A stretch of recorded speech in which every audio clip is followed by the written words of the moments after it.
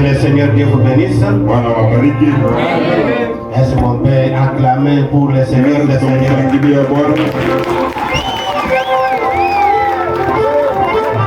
Est-ce que vous êtes dans la joie réellement ce matin? Saluez votre voisin, saluez votre voisinage. Saluez les ranois, saluez dada yako, embrassez-les, souhaitez-les des bénédictions. Mwaombakie, mtakie baraka.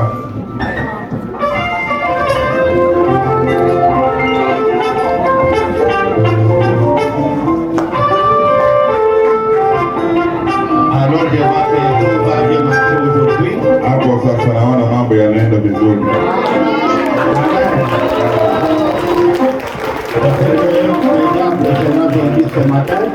Shetani atashindwa tena asubuhi. Amen. Oui, on peut nous lire dans Proverbe chapitre 13. Je vous profite quand vous êtes encore debout. Wanaweza wakatusomea kwenye Mithali sura ya 13 aya ya 20. Proverbe 13 verset 20. Mithali 13 aya ya 20.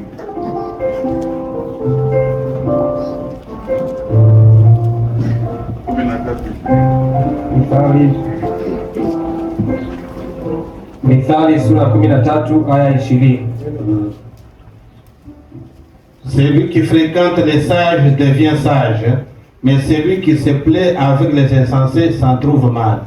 Enenda pamoja na wenye hekima, nawe utakuwa na hekima, bali rafiki wa wapumbavu ataumia. Amen. Nous allons dans 1 Corinthiens chapitre 15, Wakorintho wa kwanza sura ya 15 le verset 33. aya ya 33.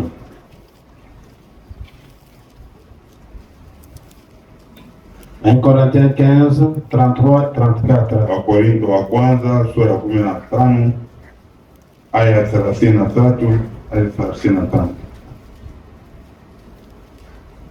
Ok. Ne vous y trompez pas, les mauvaises compagnies corrompent les bonnes mœurs. Revenez à vous-même comme il est convenable et ne péchez point, car quelques-uns ne connaissent pas Dieu. Je l'ai dit à votre honte.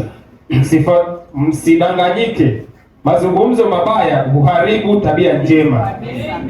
Tumieni akili kama ipasavyo, wala msitende dhambi, kwa maana wengine hawamjui Mungu. Ninanena hayo niwafedheheshe. Avec nos têtes inclinées, nous allons prier le Seigneur. Tuinamishe vichwa vyetu na Mungu Bwana. Gracieux Père Céleste, Wanema Bwana Yesu Kristo wa mbinguni, avec crainte et tremblement devant ta na chérité, kicho na kutetemeka mbele ya uwepo wako, nous nous sentons incapables, indignes de nous mettre devant l'épouse pour laquelle tu as versé. tuliwezi kusimama mbele ya bibi harusi ambaye mwaga damu yako kwa ajili yake. Si les grands prophètes se sentaient péchés en ta présence, qu'en est-il de nos Seigneurs? Kama nabii alikuwa anajisikia mtenda dhambi uweponi mwako, je, sisi hawali? Nous demandons ta grâce, Seigneur. Tunaomba neema yako Bwana, Nous demandons ton Esprit, Seigneur. tunaomba Roho wako. Bénis la réunion de ce matin, Seigneur. Bariki ibada yetu ya asubuhi hii, Bénis la parole qui vient d'être dite, Seigneur. ubariki neno hili tumesoma Bwana. Laisse que le contenu qui sera donné puisse aider tes enfants, Seigneur. Hebu ukubali yale yako ndani ya neno hii yawe ya kwetu. Bénis nos amis qui sont aux instruments, Bariki marafiki zetu ambao wako kwenye vyombo vya muziki, qui nous ont amené l'atmosphère divine ambaye watashusha uwepo wa kiungu pour que nous puissions t'adorer ce matin. ili tuone namna kuabudu asubuhi hii.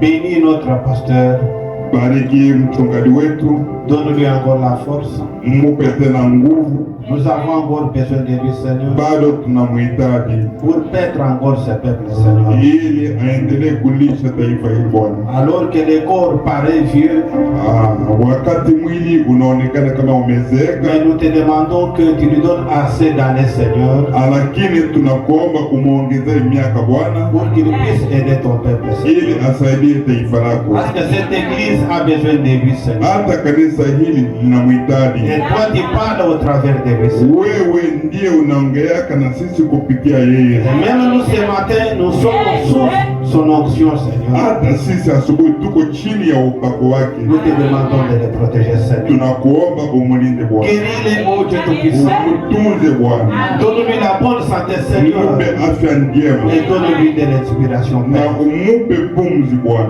Bénis notre chère maman, son Mbariki épouse, mama yetu, son épouse. mke wake, Donne-lui aussi la bonne santé. na umupe pia afya njema. Bénis cette parole du début jusqu'à la fin. Bariki neno hili mwanzo hadi mwisho Au nom de Jésus-Christ. katika jina la Yesu Kristo. Amen. Amina. Que Dieu vous bénisse. Bwana wabariki. Prière de vous mettre assis. Tuketi. Je pense que nous sommes reconnaissants au Seigneur ce matin Tuna shukurani mbele ya Bwana asubuhi hii pour cette grâce qu'il nous a accordée kwa hii neema ametupa et surtout de nous retrouver dans sa présence. ya kukutana uweponi mwake. Amen. Amen. Et surtout de parler tout autour de sa parole. Hususan akaongea kuhusu neno lake. Sur cette terre, il n'y a pas une très bonne chose si ce n'est d'écouter la parole de Dieu. Duniani hapa hakuna kitu kilicho chema kama kusikia neno la Mungu. Parce que Dieu a dit, les cieux et la terre passeront, Mungu alisema mbingu na nchi mais vitapita, ma parole ne passera pas. neno langu haitapita kama. Alors, si nous nous basons sur la parole de Dieu, Kwa hiyo tukisimamia neno la Mungu, même si le ciel peut passer, hata mbingu ikipita, même si la terre passe, hata ulimwengu mais nous, nous ukipita, allons demeurer parce que nous mettons sur la parole. sisi tuendelee kudumu, kwani tumesimamia juu ya neno. Est-ce que je peux entendre un amen? Eti naweza nikasikia amena. Que Dieu vous bénisse. Bwana wabariki. Oui, comme j'ai dit que nous parlons sur les grandes influences de ce monde. Nilisema kwamba tunaongelea kuhusu ushawishi mkubwa hapa duniani. Il y en a plusieurs. Ushawishi ni mwingi Mais vu le temps que j'ai ici, kulingana na muda ambao niko nao hapa. alors j'ai compris. Vraiment, je me suis débattu pour parler que de ces trois ici. Nimeelewa, nimepambana ili niongelee tu kuhusu hizi ushawishi tatu. Je pense que la parole de Dieu, on ne peut pas la terminer, bien la consommer. Neno la Mungu huwezi kulimaliza. Amen. Amen. Je peux dire que j'ai beaucoup prêché, l'autre viendra ici, vous allez me servir à prêcher mieux que le Naweza premier. nikasema nilihubiri sana, mtu mwingine anaweza akaja akahubiri tena vizuri kuliko mimi. En tout cas, tout ce que nous avons, c'est ajouter une petite pierre à la construction. Chochote tulicho nacho ni kuongeza tu tofali kwenye jengo. Comme je l'ai dit dans ma prière, Kama vile nimesema katika nous maombi sommes yangu, là juste pour soutenir le pasteur de la place. tuko hapa kwa ajili ya kuunga mchungaji wetu mkono. Et si je me tiens debout, comprenez que c'est lui qui se tient debout. Kama hivi nimesimama, mwelewe ya kwamba ni yeye aliyesimama hapa. Parce que s'il n'a pas accepté, je ne pouvais pas me Kama tenir. hakunipa mimbara, singesimama hapa. Amen. Amen. S'il dit que tel frère venait parler, il va venir parler. Akisema ndugu fulani ndio hapo hubiri, ndugu atakuja Alors comprenez que tous nous sommes sous sa direction. hapo. Mwelewa ya kwamba sisi wote tuko chini ya uongozi wake, Et lui, il est sous la direction du na Saint-Esprit. yeye yuko chini ya uongozi wa Roho Mtakatifu. C'est lui seul que le Saint-Esprit parle pour conduire cette église. Roho Mtakatifu akiwa na jambo atamwambia yeye namna kuongoza kanisa Le hili. Saint-Esprit ne viendra pas dire à un ministre de la place comment conduire cette église, non? Roho Mtakatifu hatamshukia mhudumu hapa ili amupe mwongozo wa kuambia mchungaji. Hapana, Non. hapana. Le Saint-Esprit vient chez le pasteur Roho Mtakatifu atakwenda kwa mchungaji, et sur Dieu même voit que non, ce qu'il y a comme besoin dans cette église, Mungu akiona hitaji ndani ya kanisa hili, voit que mon serviteur a un peu de faiblesse, le corps est un peu malade, idapo mtumishi wangu ni mdhaifu hein, il peut l'inspirer, non? Toi ministre, venez un peu nous parler. Mungu anaweza akamvuvia ya kwamba wewe ndugu fulani, hebu ndio utuhubirie. Et quand il viendra prêcher, Wakati atakwenda kuhubiri, c'est lui qui prêche. ni yeye anayehubiri. Amen. Et Dieu va répondre aux besoins de son peuple. Mungu atajibu mahitaji ya taifa lake. Est-ce que vous acceptez cela? Eti mnakubali hiyo? Est-ce que vous pouvez agiter la main pour dire Amen? Tikisa mkono wako na kusema amina. Amen. Amen. Nous parlons des grandes influences. Tunaongea kuhusu ushawishi mkubwa. Nous avons commencé avec la première influence, Tulianza na pointi ya kwanza, qui est l'influence du nom que vous portez. ushawishi wa dini ambao unalo. Nous avons vu que le nom que vous portez a une certaine influence sur votre vie. Tuliona kwamba dini ulio nalo ina ushawishi fulani juu yako. Les noms que vous donnez à vos enfants auront de l'influence sur leur vie. Yale majina mnayopanga watoto wenu yatakuwa na ushawishi juu yao. Que ça soit les noms biologiques, que ça soit les prénoms. Iwe jina la ukoo au mengineo. C'est pour cette raison-là que Dieu avait changé le nom d'Abraham en Abraham. Ni kwa sababu hiyo Mungu alibadilisha jina la Abraham kwa Abraham. Parce qu'aussi longtemps qu'il s'appelait Abraham, il ne pouvait pas donner naissance. Wakati alikuwa anaitwa Abraham angeweza kuzaa. Il fallait qu'il devienne Abraham, alors il était devenu le père des nations. Ilitakiwa awe Abraham, baba wa mataifa. C'est alors qu'il a eu maintenant de la progéniture. Ndo hapo alizaa. Et Dieu a changé le nom de Sarah Na Mungu akabadilisha jina la pour qu'à Sara partir d'elle, que les princes sortent d'elle, ili kupitia yeye wafalme les rois sortent de Sarah. wafalme walitokea. Dieu avait changé même son corps Alibadilisha mwili wake pour lui permettre d'avoir la force de mettre au monde. ili apate nafasi ya kuzaa. Comprenez, avec Dieu, il faut toujours un changement. Unaona, na Mungu ibidi tukue mabadiliko. Amen. Amen. C'est ce qui est arrivé même avec Jacob. Ndio hivyo kilifanyika pia na Yakobo. Aussi longtemps qu'il s'appelait Jacob, Wakati wote alikuwa anaitwa Yakobo, il était toujours un menteur. alikuwa mdanganifu. Il a menti au point qu'il a troublé même son frère l'aîné. Anganya kiasi kwamba alimchanganya kakake. Il est allé troubler même son beau-père. Akaenda kumchanganya hata babake mkwe. Il a influencé même sa femme à voler même les fétiches de son Akashawishi hata frère. mke wake kuiba. Tout ça pourquoi? Kwa nini? Parce que son nom signifiait un voleur. Jina lake lilikuwa linamaanisha mwizi. Si votre nom, sa signification c'est un voleur, Ingawa jina lako linamaanisha mwizi, changez ce nom-là. badilisha ile jina. Même si c'est déjà écrit sur la carte, sur les documents, Hata kama washaandika kwenye kitambulisho, mais il faut même le changer, même si l'ancien nom reste sur les documents. ibidi kubadilisha. Hata ile jina la zamani likiwa kwenye Mais kitambulisho, dites à tes frères, à tes membres de la famille que j'ai changé ce nom suite à ambia sa marafiki, signification. ambia watu wa familia yako kwamba mimi nishabadilisha hili jina, Et commencez à accepter l'appel, le contraire de cela. na aanze kukubali sasa kinyume cha lile jina. C'est ce qui va beaucoup vous aider. Ndio hicho kitakusaidia. Amen, amen. Amen. Si vous ne changez pas ce Kama nom-là, ubadilishi jina, vous serez toujours influencé par l'esprit de ce nom-là. utaendelea kushawishika na roho alikuwa juu ya yule aliyekuwa Et na je jina. pense que depuis que j'ai parlé, les autres ont compris et ils ont commencé à changer. Najua kwamba tangu nianze kuongea kuhusu hili, wengine walielewa na wameanza kubadilisha Et majina. même le dimanche là, Dieu a fait qu'une maman a compris aussi qu'il y avait une mauvaise influence sur sa Hata fille. ile Jumapili iliyopita dadetu mmoja hapa alielewa ya kwamba jina lilikuwa na ushawishi mbaya juu ya mtoto wake. Et sa fille là voulait toujours vraiment comment se tuer, se faire du Yule mal. binti yake kulikuwa roho wa mauti, alikuwa anafanya tu kumpushi kujinyonga, Au point qu'on l'a chassé même de l'école. kiasi kwamba mpaka walimfukuza Tout shule. ça, ce sont des esprits qui suivent les noms que nous Vile connaissons. vyote ni roho inayoambatana na majina ambayo tunayo. Amen, amen. Amen. Et nous avons ajouté le deuxième point, Na tuliongeza pointi ya pili, l'influence de votre arbre généalogique. ushawishi wa ukoo wako. C'est-à-dire l'influence héréditaire venant des parents.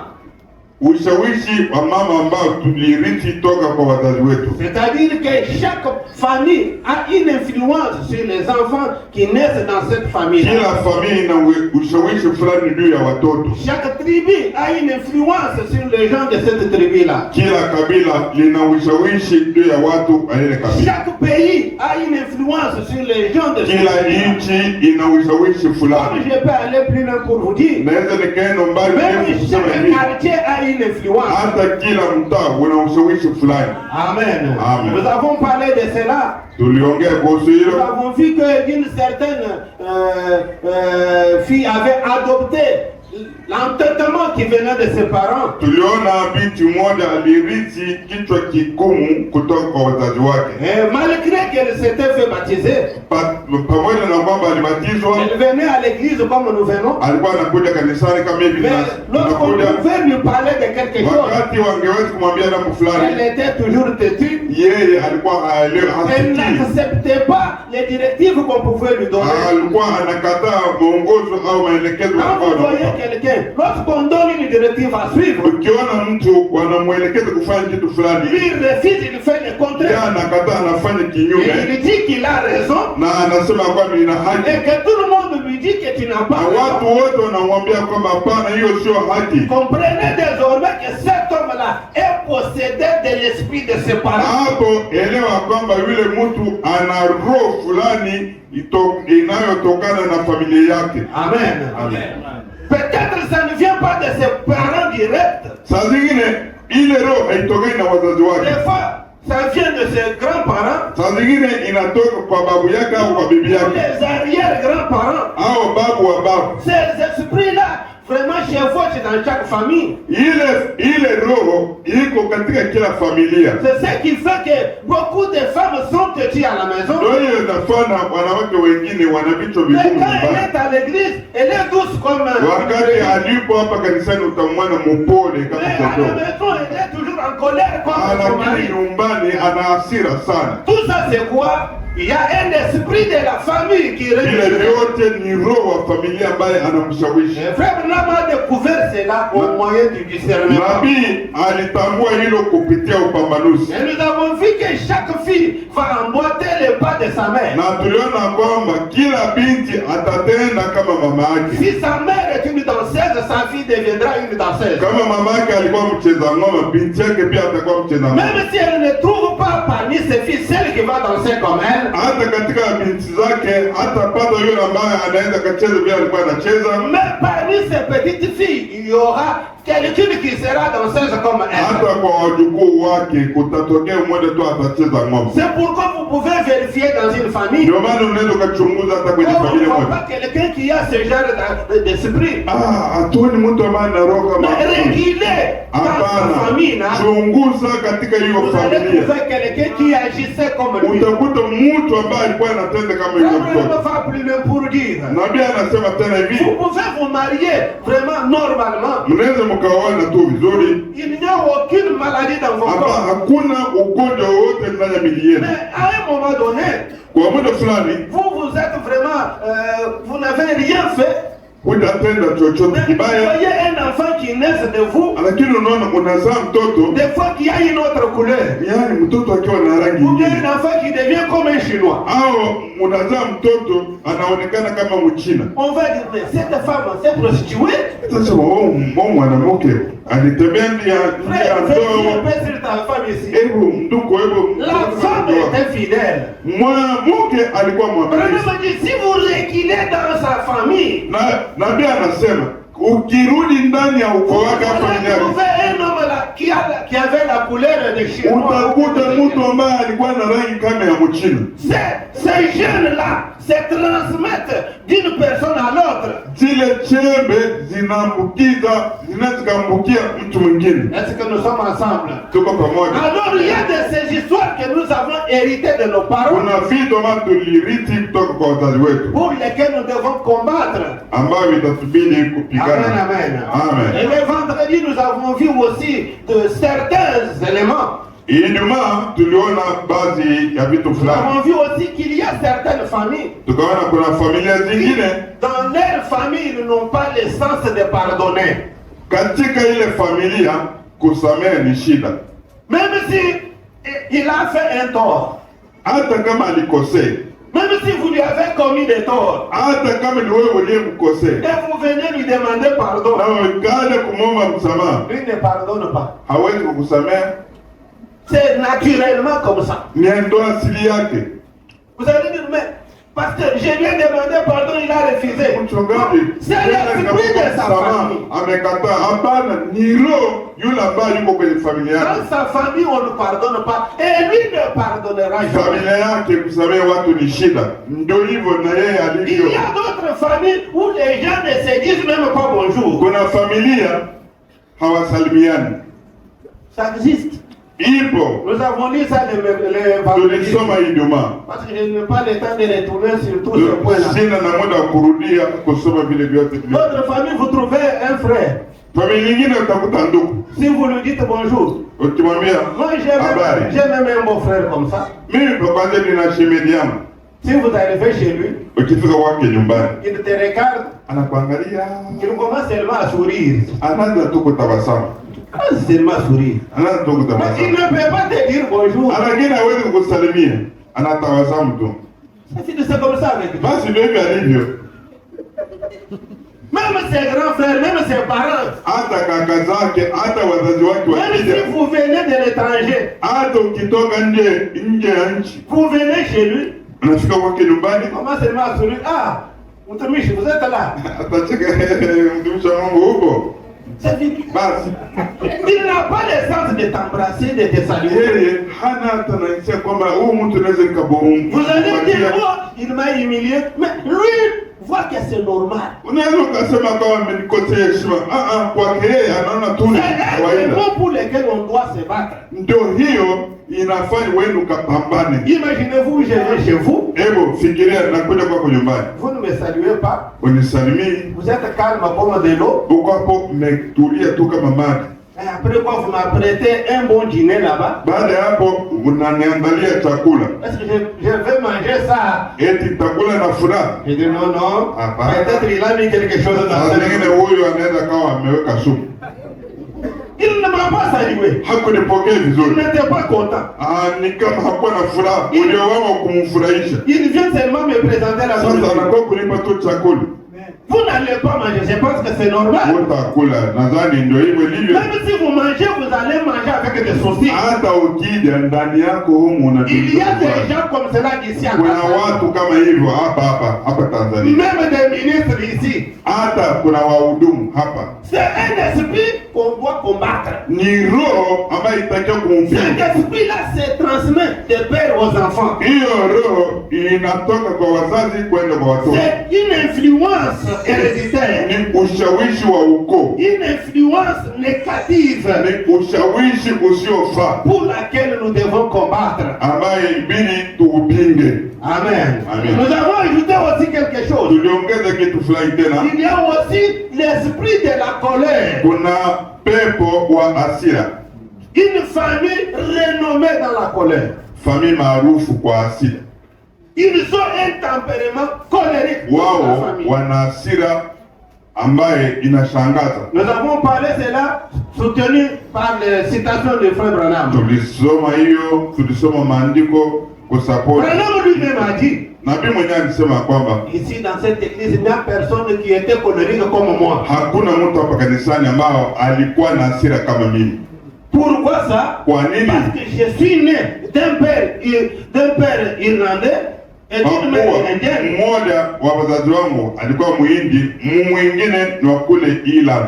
Tous les deux avaient le tempérament colérique. À mesure d'allumer le groupe par la colère, il regarde Wote wawili le groupe walikuwa na asili ya hasira, au moins d'allumer un groupe électrogène par la colère.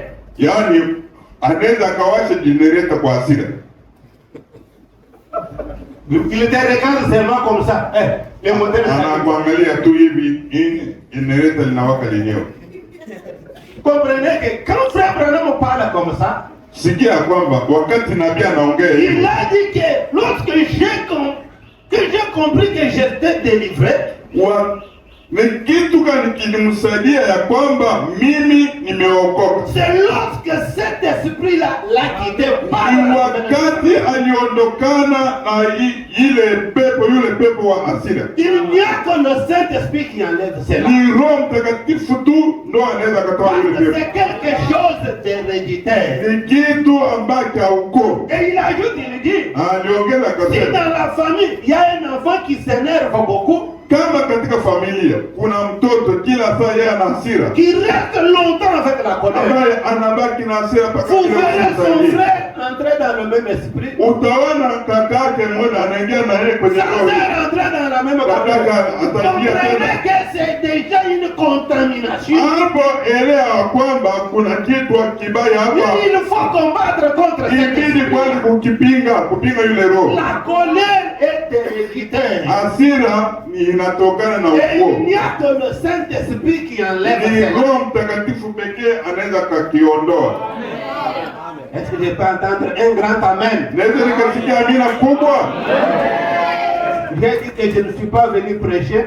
Nilisema kwamba mimi sidada kuhubiri. Je suis venu parler, dialoguer avec vous. Mimi nimekuja tu kufanya mazungumzo ya kifamilia. Amen. Amen. Comprenez que si vous avez l'un de ces esprits, Elewa kwamba kama unasumbuliwa na mmoja wa roho hizi, peut-être vous pensez que ce que j'ai dit ici, c'est peut-être j'ai fabriqué ça dans ma tête. unaweza kusema huyu jamaa amebuni tu hivi anavyoongea. Mais je vous donne un petit exemple. Na wapo mfano mdogo. Il y a dans ce monde ici, Duniani hapa il y a des gens chétifs. kuna watu wafupi. Si un chétif se marie à une chétive, Kama mfupi anaweza kuolewa mke mfupi, est-ce qu'ils auront des élancés? eti watazaa toro, Est-ce que ça peut se faire? eti inaweza katokea. Répondez-moi, non? J'ai dit que je ne Ndipo prêche pas. basi nasema hivi, sitahubiri mimi, ni mazungumzo. Hebu mjibu kwanza, wanaweza wakazaa mtoto toro, Un monsieur de cette taille, yaani jamaa wa kimo kama hiki avec sa chérie de cette taille encore. na mpenzi wake mfupi kama yeye, Est-ce que les enfants auront ma taille ici? eti watoto wao watakuwa na kimo kama hiki cha kwangu? Leurs enfants vont les ressembler. Watoto wao watafanana, watoto watafanana wazazi. Mais voilà la différence. Angalieni sasa Vous tofauti. verrez chez les chétifs là, Utaona kwa wale wafupi, un géant sortir. utaona tu wanazaa toro. Ah, comment ça? Inakuwaje? Un géant ici. Toro hapa. C'est quoi ça? Ni nini hiyo? Peut-être dans la famille de l'homme, là loin, Katika ukoo il y avait un géant. kulikuwa na toro. Ce géant-là marchait toujours jusqu'à ce Ile chembe ilikuwa inasafiri mpaka ilipofikia yule mtoto. Voilà un géant qui naît dans Ona sasa toro amezaliwa. Amen, amen. Amen. Comprenez que ce sont les choses naturelles. Hapo elewa kwamba ni mambo ya asili, Ce sont les influences naturelles. ni ushawishi wa asili. Comme chacun d'entre nous ici, Kama mmoja wetu hapa, kila mmoja wetu, je vais vous dire une chose. tawaambia kitu Vous fulani. n'étiez même pas dans ton père. Takuanzia wewe hukuwa hata kiunoni Vous étiez cha dans ton wazazi. arrière-grand-père. Ulikuwa kwenye kiuno cha babu wa babu yako. L'arrière-grand-père s'est marié. Yule babu alioa, Toi, tu wewe n'étais qu'une semence. ulikuwa tu ni kama Tu chembe, t'es transmis dans un autre arrière. wakakupeleka kwa babu, Mais tu n'es pas sorti. hukutoka Tu t'es transmis dans un autre ukaenda kwa babu grand-père. mwingine, Jusqu'au moment où tu es entré dans ton père. hadi mpaka pale ukaingia kwa babako. Au moyen de ta mère, tu es sorti. Kupitia mama yako ukaja duniani. Amen. Amen. Mais le chemin que tu as transité là, Sasa ile ndiyo chembe yako tu as ilifanya. reçu les influences au moyen des gemmes. Ulipata ushawishi kupitia ile chembe kutoka kwa babu yako. Ce sont les influences. Ni ushawishi. Vous allez trouver, comme j'ai dit, qu'il y a d'autres familles répétées dans les commérages. Utakuta familia zingine ni masengenyo tu. Commérage de... Masengenyo. Masengenyo ya kupindukia. La maman, commérage. Mama La anasengenya, mère, commérage. bibi anasengenya, Le papa même, commerce. na baba na yeye anasengenya. Un papa commerce. Je ne sais pas si on peut dire ça en français, un papa commerce. Baba akiwa anasengenya. Hata Il y a des frères commerce ici. kuna watu kwa hapa Ils ont hérité cela. na hiyo wameipata toka kwa wazazi wao. Vous avez amené ces esprits-là dans l'église. Unaleta zile roho hadi hapa kanisani. Combattez pour vous en débarrasser. Anza sasa kupinga zile vita ili Mungu akusaidie. Amen. Amen. Les autres, c'est la paresse. Wengine ni uvivu. La paresse. Uvivu. Branham dit, Nabii anasema, j'ai du mal à réveiller mon fils le matin. nasumbuka kuamsha mtoto wangu Il asubuhi. confond la journée avec la nuit. Ya ananichanganya usiku na mchana. Il ne sait pas la journée. Hajui Ça mchana commence à quelle heure? mchana unaanza saa ngapi, usiku unaanza saa La ngapi? nuit, je peux dormir à quelle heure? Usiku naweza nikalala saa ngapi? Lui dort même en pleine journée. Yeye analala hata À mchana. cette heure ici, il peut même avoir des rêves. Saa kama hizi anaweza akaota. Tout ça c'est quoi? Vile vyote L'esprit de la paresse. ni roho wa uvivu. Et si cet esprit-là est dans un homme qui est dans l'église, Na kama yule roho yuko ndani ya mtu ambaye anahudhuria kanisa hili et vous lui donnez une charge, na ukamupa jukumu, si vous ne veillez pas sur cela, kama huko makini, il va influencer toute l'église atashawishi kanisa lote dans la paresse. katika ule uvivu. Amen. Amen. Je m'étonne ici. Nashangaa, J'ai prêché le dimanche passé. nilihubiri Jumapili iliyopita, Je n'ai pas vu les images sur le site de l'église. sijaona On vient frère, ne cherchez pas quoi dire. Suivez-moi seulement. sijaona hiyo kwenye mtandao wa YouTube. C'est dit à quoi? Kwa nini? Ce n'est pas la paresse. Sio uvivu.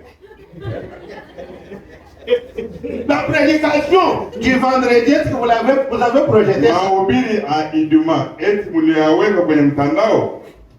Qui a suivi à la maison la prédication Ni du nani vendredi? aliyefuata yale mahubiri kwenye YouTube? Mais aujourd'hui, vous mettez ce téléphone là-bas. Sasa leo naona Pour tena nous kama faire yale voir que vous hapa. travaillez. Paressez que vous êtes. Kama unafanya kazi wewe ni mvivu. Je dois vous dire la vérité aujourd'hui. Acheni niwaambie ukweli. Vous savez, il y a certaines personnes qui sont bloquées au travail. Mnajua kuna watu wengine kazini kwao ni kama Et ils wameblokiwa. doivent suivre le pasteur chaque jour où il prêche ici. Na watu wengine kulingana kazi walionao hawezi kuhudhuria ibada, lakini wanaweza wakapata fursa ya kufuata mchungaji kwenye mtandao. Et qui peuvent nous aider si Nani anaweza katika watu wanaorekodi na wao wanaonekana ni wavivu, mpiga picha mvivu. vous prenez ça, vous amenez chez vous, vous enlevez d'autres choses. Unachukua picha hapa, unaweza kaweka kwanza kule kwako, eti ulikuwa unachukua kwa ajili ya kuweka kwako. Il commence à arranger, il coupe d'autres choses. Anaanza sasa anakata hivi, anaamua kuweka. Hapana, viachilie vyote viende hivyo. C'est la paresse dans cette église. Ni uvivu ndani ya kanisa hili. La paresse. Ni uvivu. Si vous entrez aujourd'hui, même là où vous êtes entré sur YouTube, vous allez suivre toutes les églises en direct. Mais celle-ci, je ne vois pas. Tutoke Nous hapa, allons dire que ingia kwenye c'est quoi? YouTube, utafuata makanisa mengi live, lakini hapa kwetu hatuoni. Kwa nini? C'est parce que vous manquez le téléphone, Eti mnakosa simu, vous manquez l'énergie, eti hamuna na umeme, vous manquez les doigts. eti hamuna na sheria, Non, le papa. hamuna na vidole, Vous n'avez pas les doigts pour travailler, pour que ça passe en direct. hamuna na vidole vinaweza hamjasomea IT. Tout ça, c'est la paresse, c'est un esprit. Vile vyote ni uvivu, ni roho. Je dois vous dire, j'ai dit que je ne prêche pas. Ibidi niwaambie ukweli, mimi sihubiri. Un jour, je viendrai prêcher. Siku moja nitakuwa kuwahubiria. Aujourd'hui, je ne prêche pas. Leo sihubiri. Parce que je ne dois pas prêcher des grands mystères. Mimi siwezi nikali kuhubiri siri kubwa. Alors que vous ne connaissez pas l'ABC. Na wakati wenyewe bado hamjatambua hata ABC. Comment il le dit comme ça? Kwa nini anasema mambo kama haya? Je le répète. Narudia Je ne tena. peux pas venir prêcher aux gens les mystères alors qu'ils ne connaissent pas l'ABC. Siwezi nikali kuhubiria watu siri kubwa wakati wao hawajui hata ABC. Comme nous avons vu, un diacre paresseux. Mpaka vile tulivyoona shemasi mvivu. Il arrive à l'église, il trouve les croyants déjà assis. Anafika kanisani, anakuta washirika wote washakaa kwenye viti. Mais c'est lui qui nous doit nous amener, nous montrer une place. Yeye ndiye angetulaki pale mlangoni akatupa nafasi. Comme il nous a trouvé déjà assis, Kwa kuwa ametukuta tayari tumeketi kwenye il viti. faut d'abord qu'il nous fasse sortir tous dehors. Kwa hiyo tunamwomba atutoe kwanza nje ndio Sort atuingize. d'abord dehors, comme lui vient d'arriver. Atutoe nje sasa atuingize, kwa kuwa yeye amekuja kwa kuchelewa. Il va commencer à nous montrer, c'est mets-toi là-bas. Ataanza kutuonyesha dada, wewe kaa hapa, ndio kaa hapa. Parce que c'est ça le travail de huissier. Ndio kazi ya shemasi. Si un huissier est paresseux, Kama shemasi c'est une mvivu maladie pour cette église. ni ugonjwa kwa kanisa. Je dois vous dire, heureusement je ne connais ni diacre ni huissier. Ibidi niwaambie Cet esprit kwa bahati nzuri sijui shemasi, sijui bawako hapa. Un prédicateur, Mhubiri Branham a dit, nabii anasema un prédicateur doit venir à temps, s'abandonner dans son bureau 30 minutes avant. mhubiri lazima awahi aje mapema, aingie ofisini kwake, atafakari kwanza ndani ya dakika 30. Est-ce que c'est ce que font les prédicateurs d'ici? Eti ndio hivyo wahudumu hapa wanavyofanya. Comme c'est la causerie, moi prédicateur je suis dedans, vous les croyants vous êtes dedans. Kwa kuwa ni mazungumzo, mimi mwenyewe mhubiri na nyie pia sisi wote tumo. Vous savez, Unajua souvent nous pointons l'arme souvent chez les croyants, mara nyingi kidole tunaelekeza kwa washiriki. mais nous oublions que l'autre doigt ici nous regarde. Na wahubiri kidogo gumba hiki kinatuangalia na sisi. Si tous c'est le gros doigt ici qui a un problème avec le prédicateur. Hiki kidole hiki kina shida na wahubiri. Souvent les prédicateurs sont des paresseux. Mara nyingi wahudumu ni wavivu. Ceux qui servent Dieu servent dans la paresse. Wale wanaomtumikia Mungu wanamtumikia kwa uvivu. Nabii anasema Soit ne faites pas cette œuvre-là, hao usifanye hiyo kazi, soit faites-les convenant. au uifanye kwa moyo wako wote. Maudit soit celui qui fait l'œuvre de Dieu avec Alaaniwe yule anayefanya kazi ya Mungu kwa uvivu. Négligence, c'est la paresse. Shida ni uvivu. Bon, je risque de m'éterniser sur ça. Naweza tu nikapitisha Le troisième point, pointi ya tatu, l'influence de notre environnement. ushawishi wa mazingira mahali ambapo tunaishi, Ou les milieux où nous avons vécu. au maeneo ambayo tunaishi. Amen. Amen. L'environnement où nous habitons Yale mazingira mahali ambayo tunaishi joue une influence sur ta vie. ina ushawishi fulani juu ya maisha yetu, hata maisha yangu pia. Alors, me dit ceci, Nabii anasema hivi, pour m'épargner sur toutes les déclarations là, ili kwa kujificha kwenye haya yote nilikuwa naongea, dans le message, les choses qui doivent arriver, kwenye ujumbe mambo yajayo au ya baadaye, mambo yajayo, du 5 décembre 65, tarehe 5 mwezi wa 12 mwaka 65, Frère Branham s'est croisé avec un monsieur. nabii alikutana na mtu fulani tarehe 5 mwezi wa 12 mwaka 65 pale ya 73. Quelqu'un s'en est pris à moi, un prédicateur bien en vue. Anasema mtu fulani mhubiri alinikalikia. Il n'y a pas longtemps, il a dit, Frère Branham, Hakuna muda akasema, ndugu Branham, venez, je voudrais vous imposer les mains. hebu njoo, nataka nikuwekee mkono. Dit-il, vous allez ruiner votre Sasa ministère. wewe utaangamiza huduma wako. Pasteur Josué, venez, je vais vous imposer les mains. Akasema, mchungaji Yoshua, hebu njoo, mimi nataka kuwekea mkono. Je vois que tu as un mauvais esprit. Naona wewe una roho mbaya, Tu vas ruiner ton ministère. utaharibu huduma wako. Ah, j'ai dit quoi? Nikasema nini? Il m'a dit, Akaniambia, à force de taper sur le dos des gens comme ça, kuwakemea hawa watu namna hiyo, j'ai dit là, nikasema na ninawaambia nini? il a dit, Akasema, oh je le crois, ninaamini moi aussi je crois, na mimi ndambo hilo. je suis pentecôtiste. Mimi ni Pentecoste. Je crois que les femmes ne devraient pas avoir les cheveux courts. Ninaamini ya kwamba wanawake hawapaswi kukata nywele. Qu'ils ne devraient pas porter des pantalons. Hawapaswi kujipodoa. Et toutes les choses qu'elles font. Na vitu kama hivyo. Se maquiller. Jinsi wanavyofanya kujipodoa nyuso zao. Il a dit, elles ne devraient pas faire ça. Akasema hawapaswi kufanya hivyo. Mais a-t-il dit, Lakini vous, Dieu vous a appelé à prier pour les malades. Mungu alikuita kwa ajili ya kuombea wagonjwa. Pas pour gronder sur les gens, sur Sio kwa ajili ya kukemea watu. Prier seulement pour les Wewe malades. waombee tu. Je lui dis, il m'a appelé à prêcher aussi l'évangile. Nikasema aliniita kuhubiri injili. Voyez, il a dit, je vais bien le croire. Naye akasema ninaamini jambo hilo. Il a dit, vous pensez que... Lakini akasema unafikiri hivyo?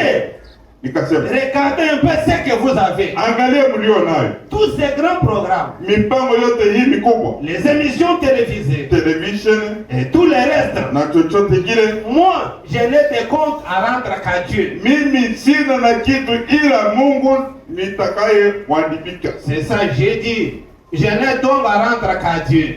Hiyo ni kweli. Nikasema sina kitu ila Mungu atakaye niadibika. Descendez un pas là-bas. Nitakaye adibika kwa Mungu. Il a dit, j'ai dit, tout ministère que la parole de Dieu détruit doit être détruit. Akasema utaua huduma yako. Tout ministère que la parole de Dieu Nikasema huduma yoyote itakayouawa na neno la Mungu inapaswa kuuawa. Amen. Tout ministère que la parole de Dieu va détruire ce matin sera détruit. Huduma yoyote ambayo itakayouawa na neno la Mungu asubuhi hii ni lazima iwawe. C'est vrai absolument, tout à fait. Ni kweli. Akasema ni vema. Eh bien, il a dit, vous allez ruiner votre ministère. Na akasema Vous allez ruiner votre ministère. utaua huduma wako. Bon, allons un peu à la chose. Et il a dit, vous savez que vous deviez faire ça. Les gens croient que vous êtes prophète. Et vous deviez enseigner à ces femmes comment recevoir les dons de prophétie. Na nikasema ni nani atakayelisema basi? Unaona, mtu fulani anabudi kulisema. Mtu fulani 74 là en bas. nani ndugu? Mtu kama Vous savez que vous devrez le faire. Les gens croient que vous êtes prophète. Unajua kama ungelifanya na watu wanaamini ya kwamba wewe ni nabii. Et vous devrez enseigner à ces femmes comment recevoir les dons de prophétie. Na ungefundisha wanawake hapa kama karama ya unabii na kutoa unabii na des choses bien plus élevées, vitu ambao vya juu, au lieu de petites choses comme celles que je vous parle. wakati wa mambo madogo madogo kama haya nawaambia. Le paragraphe 55, j'ai dit, Para ya 75. comment est-ce que je leur apprendrai l'algèbre alors qu'elles n'apprennent même pas leur alphabet? Nikasema nitawafundishaje algebra wakati hata hawawezi kujifunza ABC zao, Alors qu'elles ne font même pas les choses simples, les choses naturelles. wakati hata hawataweza kufanya jambo la kawaida. Comment leur apprendre les choses supérieures? Unaona, jambo la kawaida utawaambiaje mambo ya juu Si on ne commence pas par wakati hata hutaanza kutoka nini unataka kufikia. on veut arriver au sommet de l'échelle sans même avoir posé les pieds sur le premier. Unataka kufikia mwisho wa mwangazi kabla hujafikia hatua ya kwanza, Il va tomber. utaanguka. Si tu veux monter, Ukitaka kubaki aller au sommet, uende kule il y kileleni a l'échelle qui est posée. na kuna ngazi hapo. Ne sautez pas pour commencer au sommet. Usiruke kuanzia kule juu, Commencez par les anzia kwenye hatua ya kwanza. Vous mettez les Pande pole, unapanda pole pole, les ngazi troisième, ya pili ya vous tatu, montez. utafika kule juu.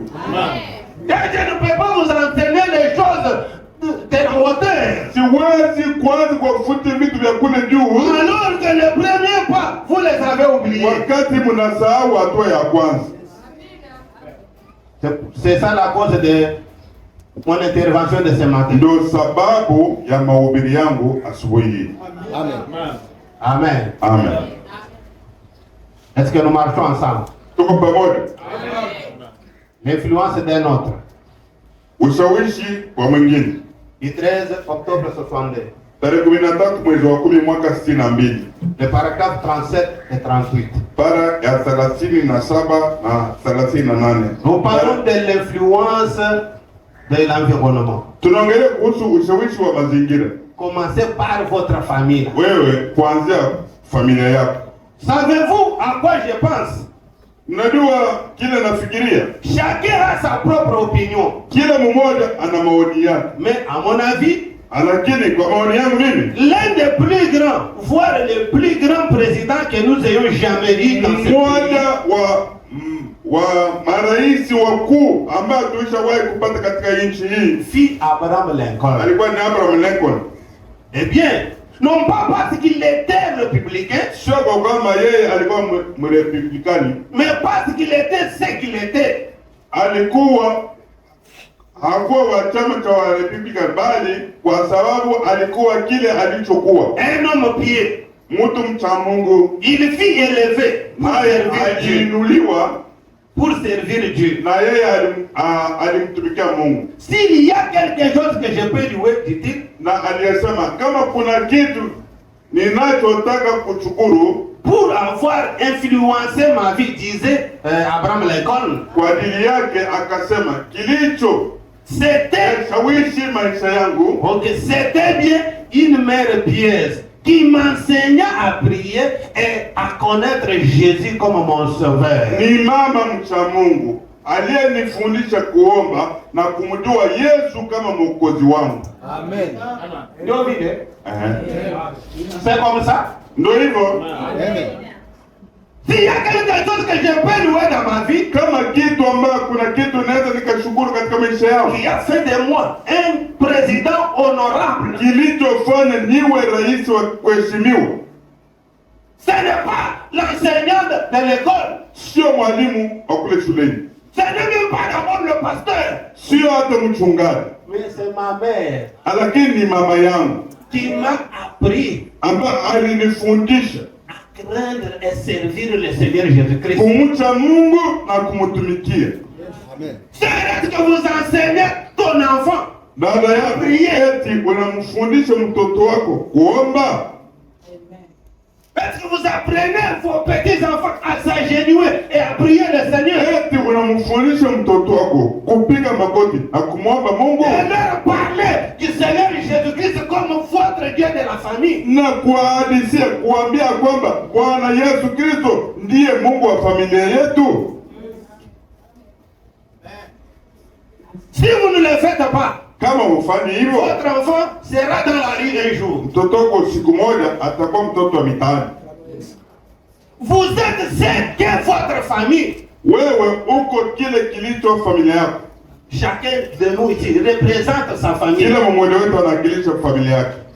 Amen. Quand je regarde le révérend Chita, je vois tous ces gens, c'est sa famille. Naangalia ndugu yangu Chita hapa alipo, anawakilisha familia yake. Kila alicho ni familia yake. Quand je me regarde aussi, tout ce que je fais vraiment, je représente ma famille. Na mimi hapa nilipo nawakilisha familia yangu. Et ce que vous faites aussi, vous représentez votre famille. Kila unachokifanya unawakilisha familia yako. Vous représentez ce que votre mère vous a appris à faire. Unawakilisha kile mama yako alikufundisha. C'est dire, hein? Vous élevez votre enfant dans un certain environnement. Unamlea mtoto wako kwenye mazingira fulani. Dans les quartiers là où vous élevez votre enfant. Kwenye mtaa wako kule. Il a plus de 90% de chances de bien tourner. Ana asilimia 80 ya kukua vizuri. De tourner que si vous l'avez élevé de la mauvaise manière. Kama wewe ulimlea vibaya. Instruire l'enfant selon la voie qu'il doit suivre. Mfundishe mtoto kulingana na njia ambayo inampaswa. Et quand il sera vieux, na akiwa mtu mzima, il ne s'en détournera pas. Hata chayo njia. Chaque frère ici, même notre vieux papa, il connaît comment maman chantait pour lui. Kila ndugu, hata mchungaji wetu mzee hapa, anajua namna mama yake alikuwa anamfundisha. Même les petites chansons que maman chantait. Atikandika wimbo mama alikuwa anakuimbia. Même quand maman sortait, retournait, il a l'image de la maman. Hata mama wakati alikuwa anatoka na nie mama kila leo. Quelle influence vous avez sur vos enfants dans le quartier où vous êtes? Ushawishi gani kwa watoto wako pale mtaani kwako? Instruis l'enfant selon la voie qu'il doit suivre, et quand il sera vieux, il ne s'en détournera pas. Ufundishe watoto wako kutenda yafayo. Soyez bien élevés. Kwa uaminifu. Enseignez à vos enfants à bien agir. Wafundishe watoto wako wazoe kunakiliana wao kwa wao na kujaribu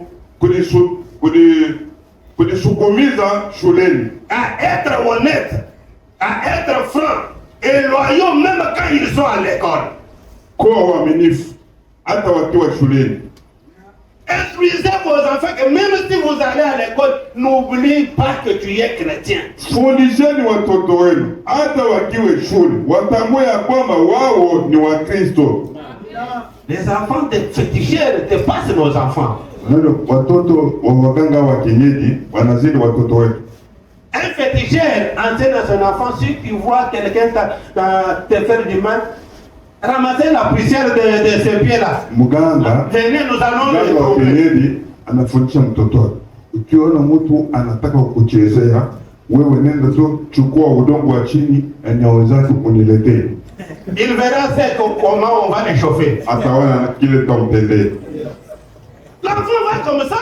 Na mtoto atatekeleza yale aliyoambiwa. Wewe tellement il ramasse la poussière. Unamchezea tu yana chukua tu, anaweka tu mfukoni. Tout ça c'est quoi?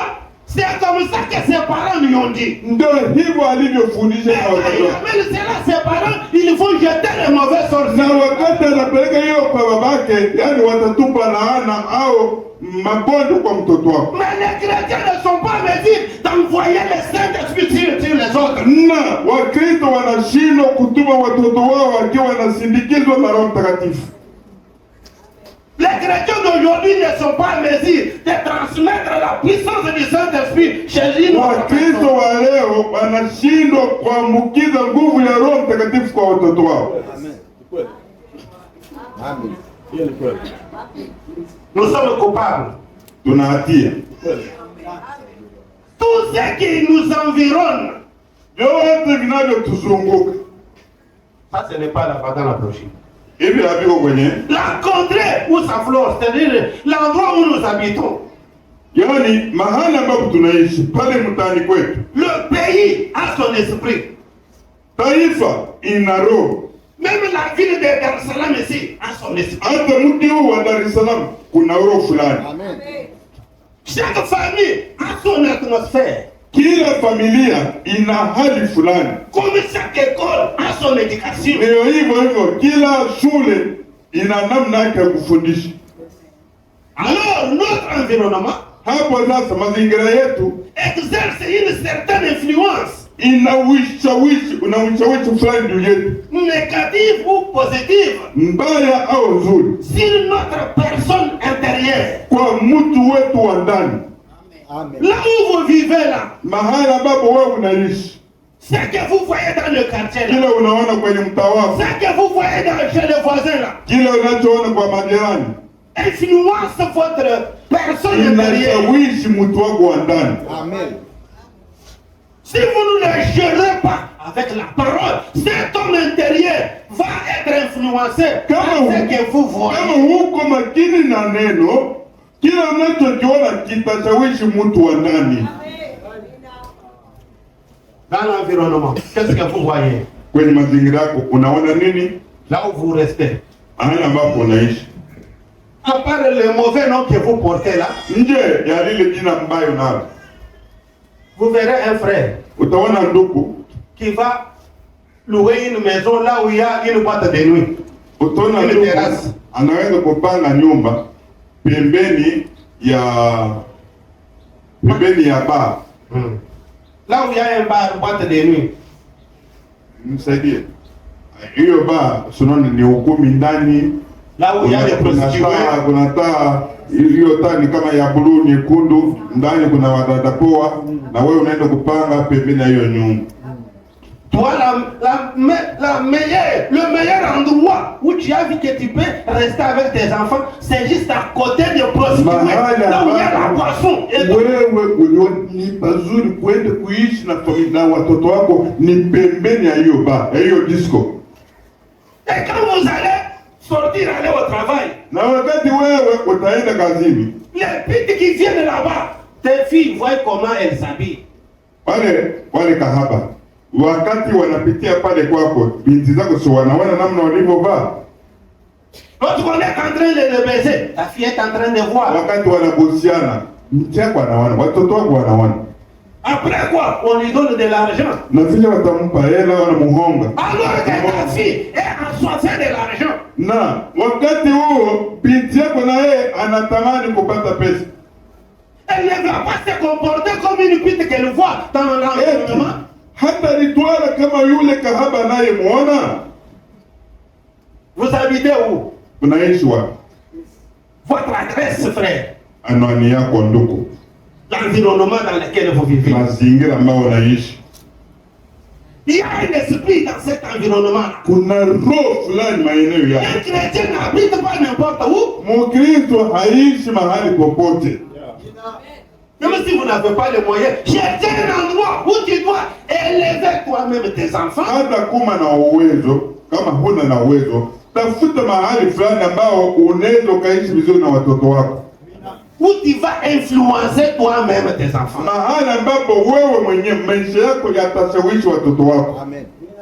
Mais l'endroit où les femmes sortent en culotte en train de boire. Lakini mahali ambapo wanawake wanatoka wakiwa wamevalia kaptula, Elles passent devant ta maison, elles entrent là-bas avec leur mari, puis anapita mbele ya nyumba yako, anaweza kuongea na wale makahaba wengine. des enfants, des garçons et des filles voient ça. Watoto wako wa kiume na wa kike. Laissez-moi vous dire que vous préparez les délinquants. Acha nikwambie, unaandaa watoto wa mitaani. Même si vous ne dites pas amen, moi je vais le dire. Hata kama uitikia amina, mimi nitaitikia.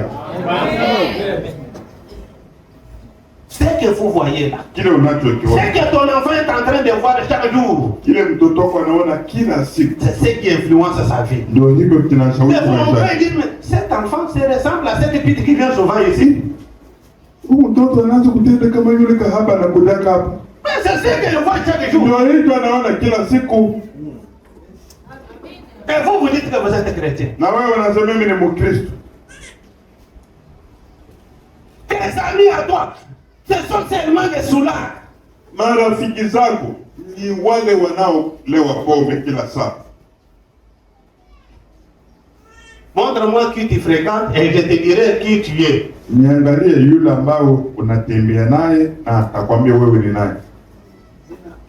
Montre-moi qui te fréquente. Qui te fréquente et je te dirai qui tu es. Niambie rafiki yako ni nani, hapo sasa nitakwambia kile ulicho. Ne vous cachez pas dans la peau du christianisme. Usijifiche kwenye Ukristo. Écoutez d'abord ici. Sio Dans le message, c'est lui qui est en faux. aliye ndani yenu. Tarehe 10 mwezi wa 11 mwaka 63 jioni para ya 13.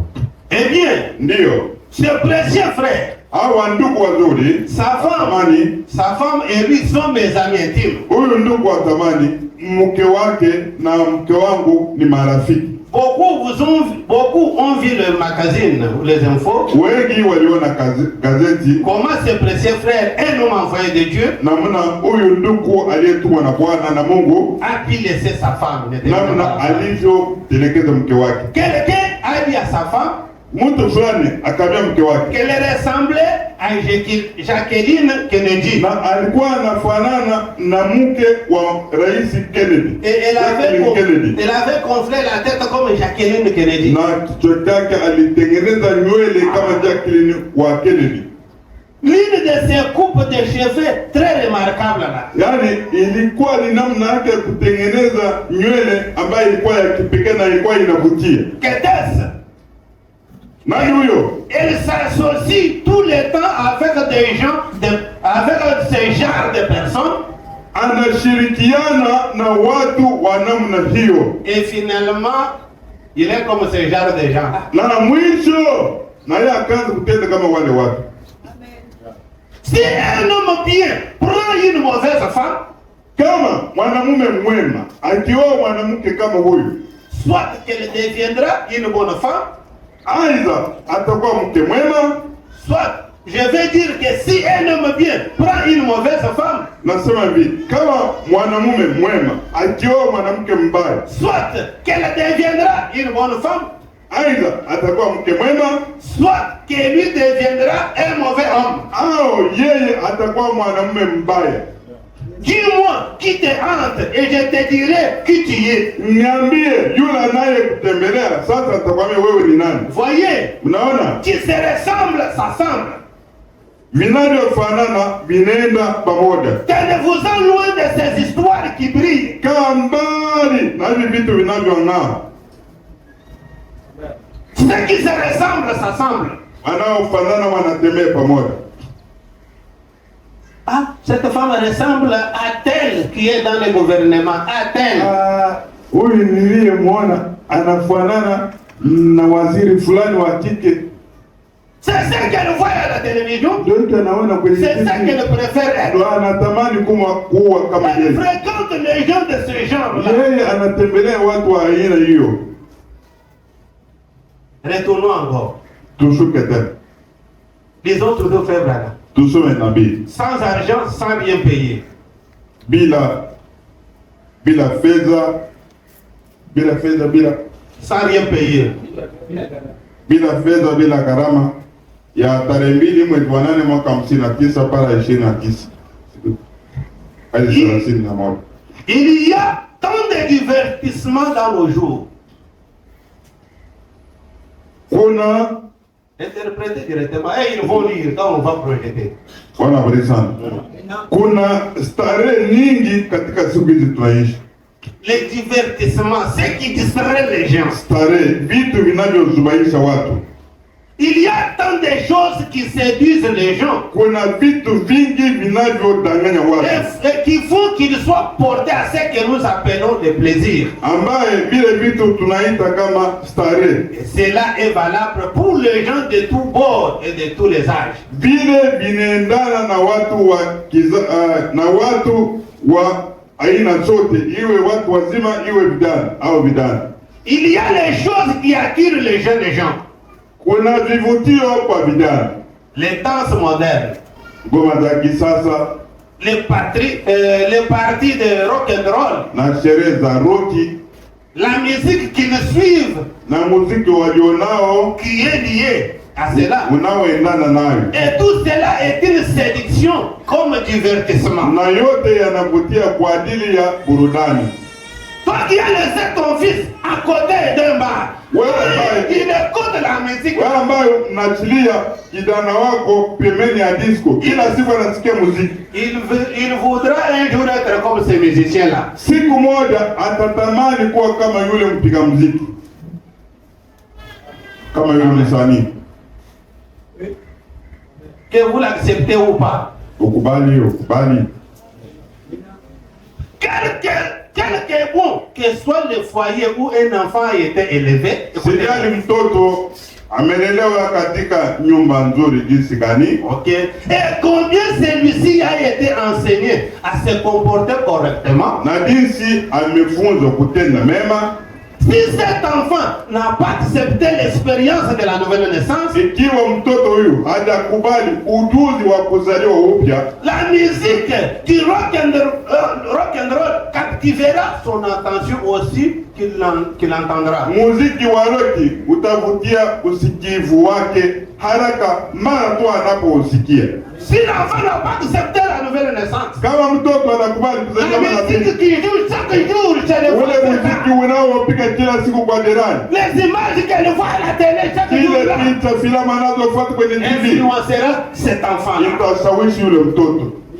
En effet, c'est conformément à la nature. Kwa sababu ndani yake kwa maumbile Il est né avec un esprit charnel. imezaliwa ndani yake roho ya kimwili. Et la puissance du diable est si grande aujourd'hui Nazo nguvu za ibilisi ni kuu sana, qu'elle s'empare de l'esprit de cet enfant. siku hizi hata zinaishika roho hiyo ya mtoto. Votre enfant, vous le mettez dans quel quartier, dans quel entourage? Mtoto wako unaishi naye kwenye mtaa gani?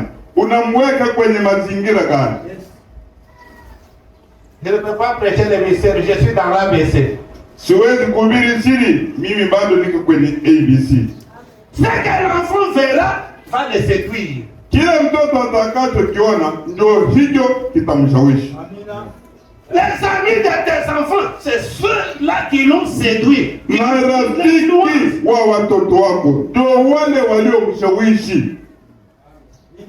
Tes enfants sont devenus mauvais à cause de l'entourage. Watoto wako wameharibika kulingana na mazingira. Paragraphe 32. Bara ya Si l'enfant 32. est séduit comme ça, Na ni zaidi sana jinsi gani zitakayofanywa wazee. si l'enfant est séduit, comment cette influence va troubler le vieux? Kama mtoto kweli alishawishika, itasumbua kiasi gani wazee Qui ont rejeté la nouvelle naissance. ambao wamekataa kuzaliwa upya, En effet, à moins que votre vie ait été changée kwa sababu ni wakati tu maisha yako yamebadilishwa, et que vous soyez converti et que vous soyez né de nouveau nawe umeongoka na kuzaliwa upya dans le royaume de Dieu. katika ufalme wa Mungu. Vous aurez toujours la nature des choses du monde. Asili yako bado itakuwa ya mambo ya ulimwengu. Quelque religieux que vous soyez, Haijalishi wewe ni wa kidini jinsi gani, à moins qu'elle ait été changée en vous, isipokuwa hiyo imebadilishwa ndani vous yako, pourriez adorer être religieux comme aujourd'hui, ungeweza kuabudu na kuwa wa kidini, mais cela exercera toujours un certain pouvoir d'attraction. lakini bado hiyo itakuwa na aina fulani ya nguvu za kukuvutia. Car le vieil homme pécheur ainsi que ses désirs ne sont pas encore morts en vous. Kwa sababu mtu huyo wa kale wa dhambi na tamaa zake hajafa ndani yako bado. Toi, l'homme qui aimait la boisson n'est pas encore mort. Yule mtu alikuwa anapenda pombe ndani yako hajafa. Mais tu vas louer la maison à côté, là où on vend la bière. Na haitoshi unaenda kukodi nyumba pembeni ya disco. Qu'est-ce qui va t'empêcher de ne pas boire? Sasa ni kitu kinaweza kikuzuia uende pembeni ukapate glasi ya pombe. Toi, tu courais toujours derrière les jupons. Wewe ambaye kila mara ukao unafatana na wanawake. Mais tu vas louer une maison là où il y a un hôtel de prostitution. Sasa unaenda kukodi nyumba au kupanga nyumba pembeni ya dangulu. Qu'est-ce qui va t'empêcher de se prostituer, frère? Kitu kitakuzuia. Tu n'es pas encore délivré charnellement. Bado utakombolewa. Toutes les filles qui vont entrer là, tu seras derrière. C'est le système. Wasichana wote ambao wataingia pale, wewe huyu kweli naona maumbile yake anazidi mke wangu. Celle-ci, même ma femme n'est pas cette taille. Hata mke wangu hana na maumbile kama haya. Tout ça, c'est quoi? La nature qui est tombée charnelle. Asili yako bado Tu haijabadilika. n'as pas encore connu la conversion. Wewe bado haujaongoka. Fuyez cet environnement-là. Kimbia yale mazingira, Changez d'adresse, frère. badilisha maeneo ya kuishi. C'est un conseil gratuit que je vous donne. Ni ushauri tu naokupa. Vous pouvez accepter et ne pas accepter. Unaweza ukakubali ukataa, Mais là, dans votre cœur, vous savez que ce que j'ai dit, c'est la vérité. lakini ndani ya moyo wako unajua kama haya nasema ni kweli. Tu n'es pas encore délivré. Wewe bado Quand tu as la unakombolewa. conversion, mais tu engages des femmes dans le travail. Tunaona ukahaba bado unakusumbua. Mais tu engages des belles filles dans ton bureau du travail. Wewe bado yule pepo wa ukahaba anakusumbua, lakini unaenda kwa ajili binti wadogo pale ofisini kwako. Tu n'aimes pas les garçons, seulement les filles. Wewe hutaki vijana, ni wanawake tu. Et les filles, les belles là, c'est ce que toi tu vas engager. Unachagua tu wale warembo, ni wale wako pale ofisini Nous kwako. voyons ce qu'il y a en toi. Sisi tunatambua kile kilicho ndani yako. Cet environnement-là, ton bureau-là, montre ce que tu es. Mazingira yale ofisi yako inakilisha kile ulicho. Est-ce que je peux évoluer? Naweza nikaendelea. J'ai dit c'est prophète. Nasoma nabii. Pourquoi nous ne sommes pas une dénomination? Kwa nini sisi sio dhehebu? Tarehe 27 mwezi wa 9 mwaka 58 para ya 120. Dans le quartier où vous êtes là, il y a une influence. Mtaani kwako unapoishi kuna ushawishi. Ce que je vous dis c'est la vérité. Quelqu'un qui vit dans la savane. Hii nawaambia hii ni ukweli. Quelqu'un qui vit en brousse. Mtu ambaye anaishi kule kijijini, sa vie, sa façon de voir les choses, c'est différent de celui qui vit dans la ville. Maisha yake, namna kuona mambo ni tofauti na yule anayeishi mjini. Qu'est-ce pas ça? Si ndio hivyo? Là au village, c'est tellement les champs. Kule kijijini, la kwanza ni shambani, aller chercher le gibier en brousse. kwenda kwenye mawindo. Est-ce que si vous allez faire la hapa kuna pori ambao unaweza kwenda kuwinda.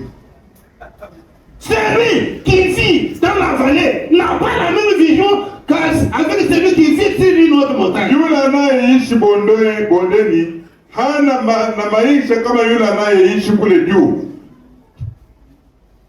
Vous qui vivez à bord de l'océan et ici, ni ambao mnaishi kando ya bahari, vous êtes différents avec nous, ceux qui sont loin de l'océan. Tunatofautiana na sisi tunaishi mbali na bahari. Quand nous les visiteurs nous venons, nous trouvons les sœurs à maillot de bain se jeter dans l'océan. Tunakuta wadada wakiwa wamevaa chupi kule baharini wanajitupa. C'est comme ça chez nous. Ils entrent dans l'eau. Ndio hivyo kwetu wanajitupa kwenye maji. Avec les frères, bonjour frère. Ndugu, habari yako? Il fait très chaud, tu vois, dans l'eau. Joto, kuna joto, anajitupa kwenye maji. Et c'est comme ça que ceux qui sont loin de l'océan vivent. Eti ndio hivyo wale walio mbali na bahari wanaishi. Cette pudeur-là qu'il y a chez les gens qui sont loin de l'océan, est-ce que ceux qui sont au bord de l'océan, ils ont cette pudeur-là? C'est grave. C'est là où je dis que cherchez à entendre. Ona, ule uke namna wanavyofanya ndio vile wale ambao wako mbali na wao wanaishi. C'est différent. Ni tofauti. Le paragraphe 120. Vous n'avez ni pas bara ya 120. Un homme qui me parlait l'autre jour m'a dit, je ne sais pas ce que je vais faire. Mtu ambaye siku moja, il m'a dit, mtu ambaye alikuwa ananiambia siku moja, je ne sais pas ce que je vais faire.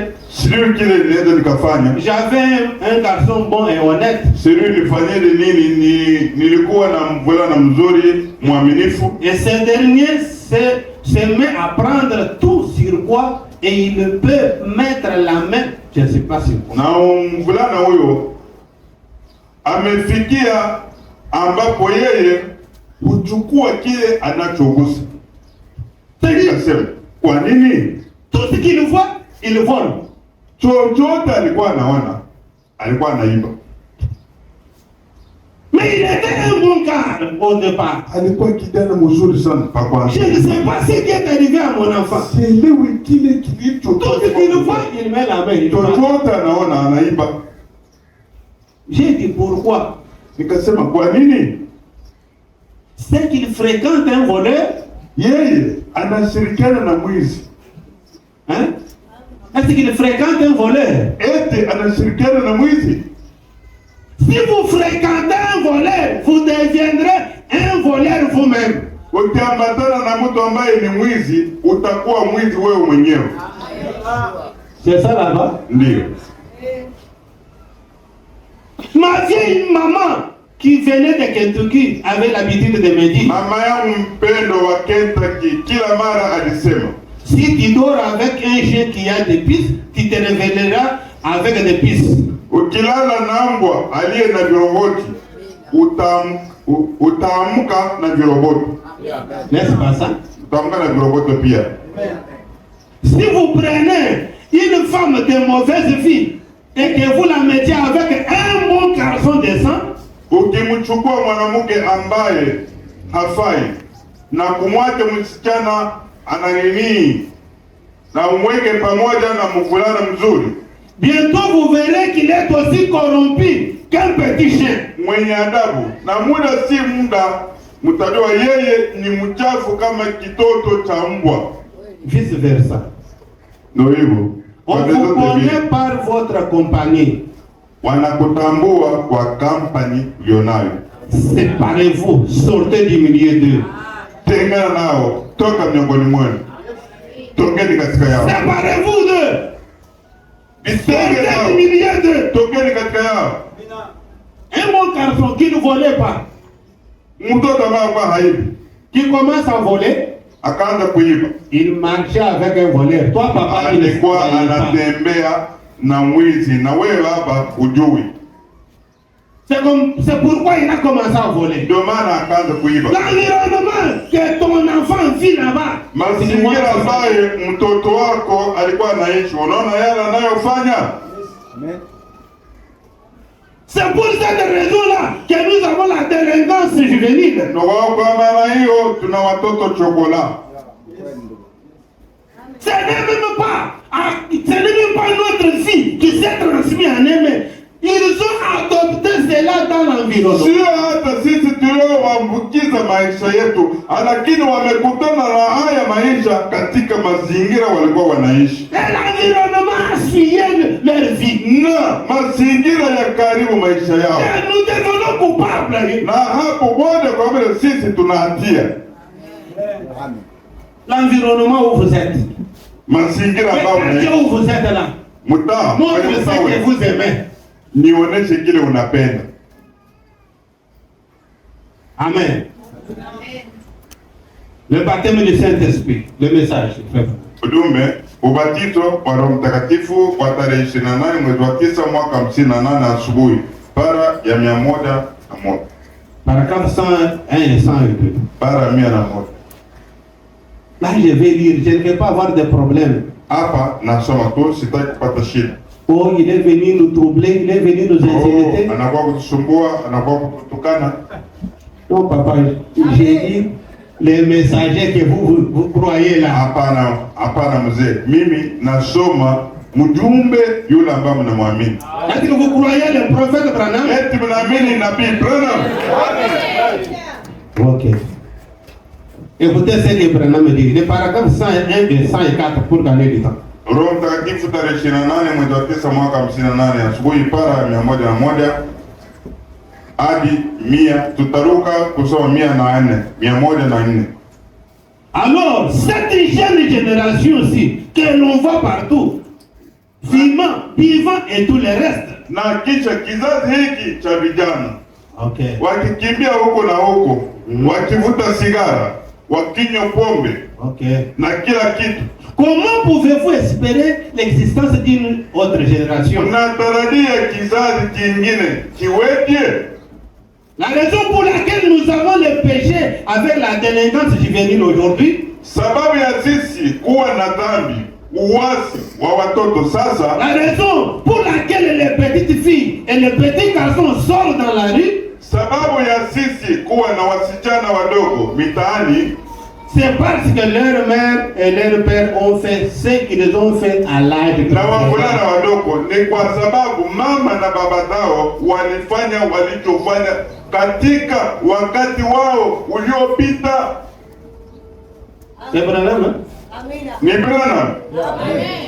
Là, je n'ajoute pas. Mimi siongezi. Quand on voit ta fille faire ce qu'elle fait là, ton fils faire ce qu'il fait là, c'est ce que toi tu avais fait dans le... Vile binti yako anavyofanya, vile kijana wako anafanya, ndio vile wewe ulifanya. Amen. Que cela nous fait du mal pour que nous enseignons maintenant bien nos enfants. Hiyo ituumize ili tuone namna kufundisha vijana wetu. Et la raison pour laquelle nous avons des bons prédicateurs qui tiennent avec la vérité, na sababu ya sisi kuwa tungali tuna wahubiri ambao wataitetea kweli. La raison pour laquelle nous avons encore quelques filles à l'ancienne mode. Sababu ya sisi kuwa bado tuna wasichana wa mitindo wa kale, c'est parce que les avait derrière eux le parent à l'ancienne mode. ni kwa sababu walikuwa na wazazi wa mtindo wa kale. C'est exactement vrai. Hiyo ni kweli kabisa. Si nous avons encore des prédicateurs qui refusent de se compromettre avec une dénomination, bado tuna wahubiri ambao husimama bila kupatana na madhehebu yoyote, et qui ne font pas de compromis avec la parole. Ama neno ni kwa sababu tulikuwa na wahubiri wa mitindo wa kale huko nyuma. Si nous avons de bons prédicateurs aujourd'hui, kama tuna wahubiri wazuri leo, il y a eu aussi de vrais prédicateurs avant. ni kwa kuwa kulikuwa wahubiri wazuri kabla yao. Amen. S'il y a des prédicateurs de Lengan aujourd'hui, kama kuna wahubiri wazuri leo hii, de Lengan, de prédicateurs, kama kuna wahubiri wa mitani leo hii, il y a eu aussi des pasteurs de Lengan. hiyo inamaanisha kwamba kulikuwa wahubiri au wachungaji chokola. Ndio hivyo. Parce qu'on donne ce qu'on a. Unatoa tu kile ulicho nacho. S'il y a des vrais prédicateurs qui se respectent, qui honorent la parole aujourd'hui, kama kuna wahubiri wa kweli wanaoheshimu neno hili, c'est parce qu'avant eux, il y avait aussi des bons prédicateurs qui nous ont instruits fidèlement. ni kwa kuwa wao walikuwa na watumishi wa Mungu ambao walikuwa wanahubiri neno hili kwa uaminifu. Amina. Il y avait des prédicateurs à l'ancienne mode. Kulikuwa wahubiri wa mtindo wa kale. Amen. Et toi, prédicateur, Na wewe mhudumu, tu ressembles à qui? unafanana na nani? Désordonné, troublé. Vurugu tu. Il y a des prédicateurs là qui ne lisent pas, qui ne font que copier les prédications, même les exemples donnés pour aller prêcher à Dundu. Kuna wahubiri hawasomi, wao wanafuata tu mahubiri ya wengine, wanakopi, wanapesi, wanaenda kuhubiri. Il est là à Dundu. Bon, je vais prêcher sur les influences. Yuko pale kule Tunduma, naye anasema anataka kuhubiri kuhusu ushawishi. Umeipata wapi? Il faut prier d'abord avant l'inspiration. Kabla ya hiyo, omba kwanza ili Mungu akupe uvuvio. Amen. Kweli kabisa. Nous ne sommes pas des copier-coller, mais c'est un ministère. Sisi sio kukopi na kupeta. Hapana, tulipata wito kutoka kwa Mungu. Amen. Le ministère, c'est différent de copier la prédication. Wito ni tofauti na kukopi na kupeta. Retourner dans les bancs. Rudi kwenye benchi. Toi, un dérangeur dans le ministère. Wewe unasumbua huduma wa watu wengine. Des fois, on peut avoir un bon papa, Unaweza ukawa na baba mzuri, mais tu as été séduit par un faux prédicateur. lakini walikudanganya kwa mhubiri yule Qui a mhubiri adopté wao, un mauvais comportement. na wewe ukachukua moja kwa moja yale maisha yake mabaya. Si on a un arbre grand et gigantesque aujourd'hui, Kama tuna mbuyu leo hii, comprenez que cet arbre-là avait un commencement. elewa ya kwamba ule mbuyu ulikuwa na mwanzo, Il est passé par les secousses. ulipitia kwenye misukosuko, Il a grandi. Il a grandi à travers les tempêtes. yule mti ulikuwa katika mazingira Un magumu. prédicateur doit avoir une vie de consécration. Mhubiri ni lazima awe na maisha ya kujitolea na kuliweka wakfu. Kweli kabisa. Pas seulement vous êtes à Kariako, vous rentrez à 23h, Sio vous kule donnez Kariakoo, comme un sac de farine. unarudi saa 5 usiku, unagoa kitandani kama mfuko. Quand papa va dire vous allez prêcher demain, vous vérifiez tous les prédicateurs de l'année. Wakati unarudi unaanguka kitandani, muda si mrefu unapokea message. Mchungaji kama ndugu, tunaomba utuletee neno kesho. Unaanza sasa kuangalia mahubiri yale ulikuwa unaandika ya watu wengine haraka haraka. Tu pars sur YouTube, tu vas copier. Unaenda kwenye YouTube, unaanza kuandika, unasikia unaandika. Prêcher, ce n'est pas comme l'enseignement à l'école, non. Hapana, kuhubiri sio kama mwalimu shuleni. Aller enseigner à l'école, pas déranger les enfants de Dieu. Nenda ukafundisha shuleni, lakini Si tu n'es pas appelé, kama wewe hujaitwa, ne venez pas vous hasarder ici. usije kuchezea hapa. Nous avons beaucoup de délinquants à la chair. Sisi Aujourd'hui, nous avons des délinquants à la chair. leo hii tuna wahubiri wa mitani nyuma ya mimbara. Un prédicateur qui ne sait pas dans le 5 ministères, il a quel ministère? Mhudumu katika Efeso 4 alitambua yeye ni mwalimu, yeye ni mchungaji, ni mwinjilisti, ni mtume, hajui yuko wapi. Il est seulement prédicateur. Yeye ni mhubiri tu general. Il prêche, il termine. Papa, quand j'ai prêché là, tu peux me classer chez les apôtres ou bien chez les évangélistes? Anamaliza anamwendea mzee, tunasikia namna nilikuwa nahubiri, unaweza kusema mimi ni mwinjilisti au mimi ni mwalimu. Retournez dans le banc, retournez dans le banc. Angalia, rudi kwanza ukakae kwenye benchi. Aucun ministre ne peut monter du haut de la chaise sans connaître sa place dans le Verset 4. Hakuna mhubiri yoyote anaweza kaanza kuhubiri hapa bila kutambua mahali pake kwenye Efeso 4. Et sa façon de prêcher, Na namna même ceux qui sont dans les bancs sentiront non, il a un ministère.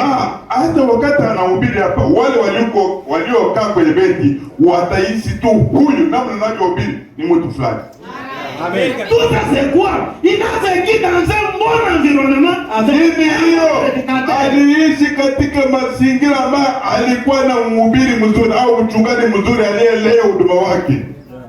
Amen.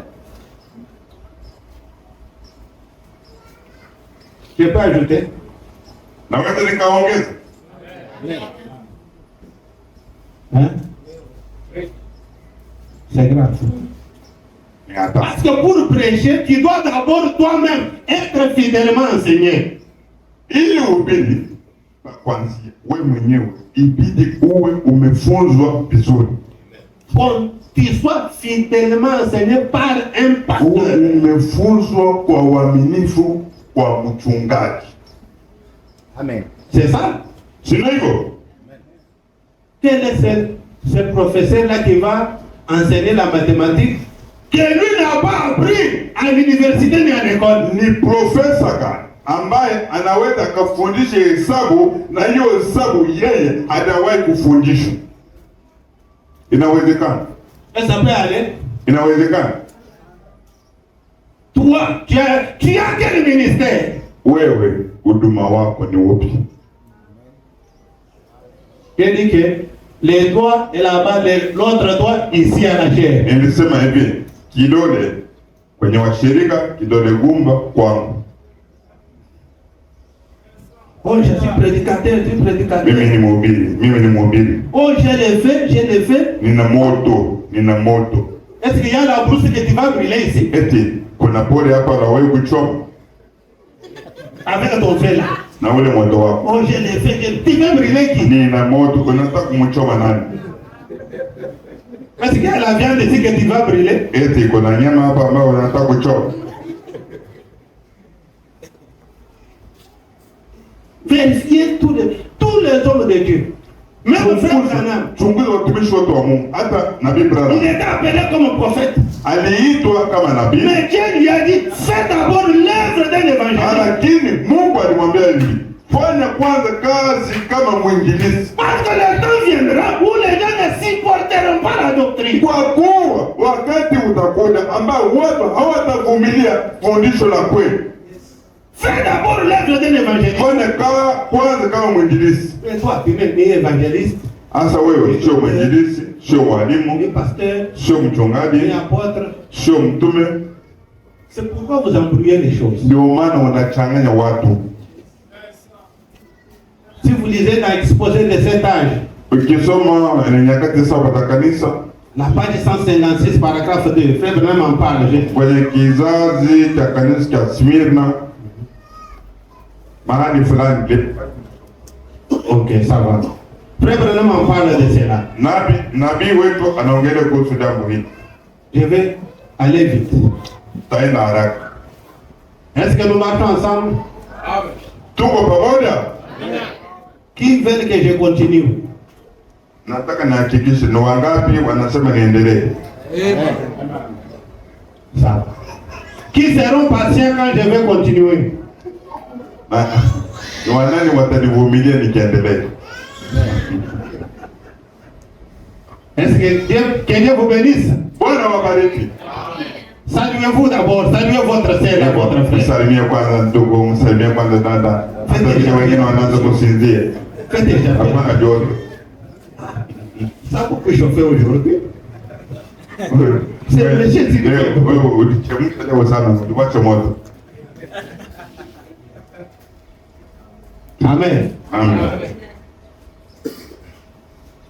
Si vous lisez dans Marc chapitre 10, Ukisoma Marko sura ya 10, les versets 17 à 21, aya ya 17 hadi 21, la Bible parle du jeune homme riche. Biblia inaongelea kuhusu yule kijana tajiri. Ce garçon riche là, Yule kijana tajiri il avait toute la richesse. alikuwa na utajiri. Il était vraiment, il avait été bien éduqué. Alilelewa vizuri. Mais il nous manquait quelque chose. Lakini alikosa kitu fulani. Quelle est la chose là? Ni kitu gani alikosa? La vie éternelle. Uzima wa milele. Quand il est allé auprès de Jésus, Wakati alimwendea Yesu, Jésus lui a dit, Yesu akamwambia, écoutez d'abord l'éducation de cet enfant-là. sikieni kwanza maadili alikuwa na yule mtoto. Il est allé, il s'est mis à genoux Alienda akapiga magoti devant le Seigneur Jésus. mbele ya Bwana. Et il a dit, bon maître, Akasema, mwalimu mwema, que puis-je faire pour avoir la vie éternelle? nifanyeje ili nipate uzima wa milele?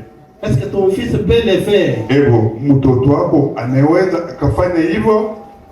Jésus lui a dit, Yesu akamwambia, il n'y a pas de bon que Dieu seul. Il n'y a pas de bon que Dieu seul. hakuna aliye mzuri ila Mungu peke yake. Tu connais la loi. Inaonekana kama unajua sheria. Tu ne commettras point d'adultère. Hutafanya uzinzi, Tu ne voleras pas. hutaiba, Tu ne vas pas déplacer comme votre fils la déplace. hutahamisha kama vile mtoto wako anahamisha vitu. Tu vas honorer ton père et ta mère. Heshimu babako na mamako. Le garçon regarde Jésus en face et lui dit, Ule kijana akamwangalia Yesu akasema, j'ai observé tout ce que vous dites là de ma jeunesse. amri zote 10 nimezifuata na niliifanyia kazi. Tout ce que vous dites là, je l'ai fait. Yale yote unasema mimi nimeyafanyia kazi. Jésus regarde l'enfant Yesu akaangalia yule kijana tajiri et il l'aima. akampenda. Problème dit que quand Jésus aimait ce garçon-là, Nabii anasema wakati Yesu alimpenda yule il kijana, a vu que le garçon disait la vérité. akaona kwamba yule alikuwa mnyofu moyo, alikuwa anaongea ukweli. Toi, jeune homme, Wewe kijana, est-ce que tu peux convaincre Jésus par ta vie? eti wewe unaweza ukamthibitishia Yesu kupitia maisha yako?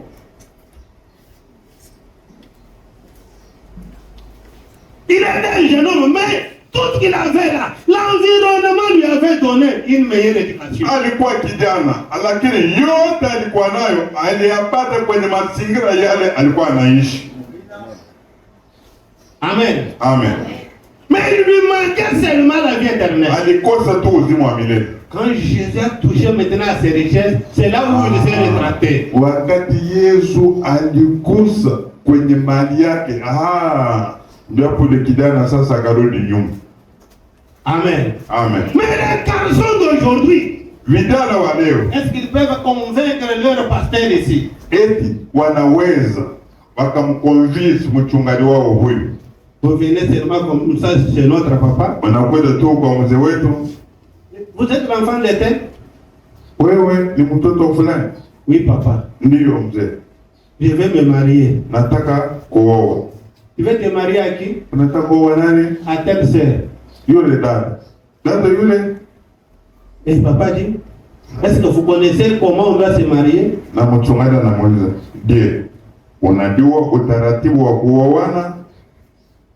Vous parlez, vous posez avec le papa, vous terminez. Unaongea na baba unamaliza. Et le pasteur te dit non, tu es correct. Na mchungaji anakuambia uko sahihi. Tu es droit dans ta voie. Uko sahihi wakati nakuona. Est-ce que tu peux convaincre notre pasteur ici? Eti kweli unaweza ukamshawishi mchungaji kupitia maisha yako? Si vous n'êtes pas en mesure de le faire, Kama huwezi kufanya, qu'en est-il de notre Dieu? itakuwaje kwa Mungu wetu? Frère Branham parle d'une photo qui était placée dans la chambre des enfants. Nabii anaongelea kuhusu picha ilikuwa ndani ya chumba cha vijana.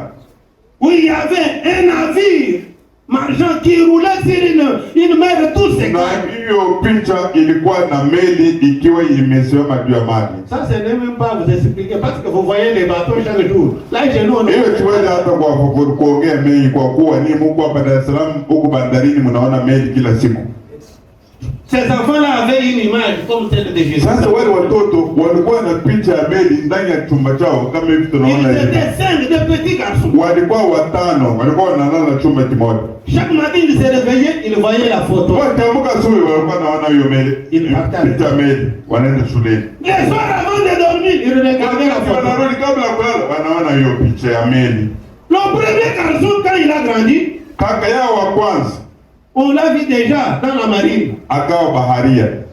Il est devenu pilote de bateau. Akawa baharia. Le deuxième l'a suivi. Wa pili Le baharia, troisième. wa tatu Jusqu'au baharia. cinquième. Hadi watano akawa baharia. J'ai besoin même de quelqu'un qui peut m'aider ici. Baba akasema, nilikuwa nahitaji hata kijana mmoja abaki hapo Je vais kunisaidia. avoir même un ingénieur en construction. Nitaka kupata injinia ujenzi. Tout le monde sur la mer, tous les Sasa enfants. wote wanakuwa baharia. Qu'est-ce qui avait influencé ces Ni enfants-là? kitu gani kilishawishi Alors, on dit, watoto? quand on est venu investiguer cette maison, Nataka sema wakati walianza kufanya sasa utafiti. on a vu que la photo qui était dans la chambre, c'est ce qui avait influencé ces enfants-là. Ni ile picha ilikuwa chumbani. Ule ndio iliwashawishi. Amen. Amen.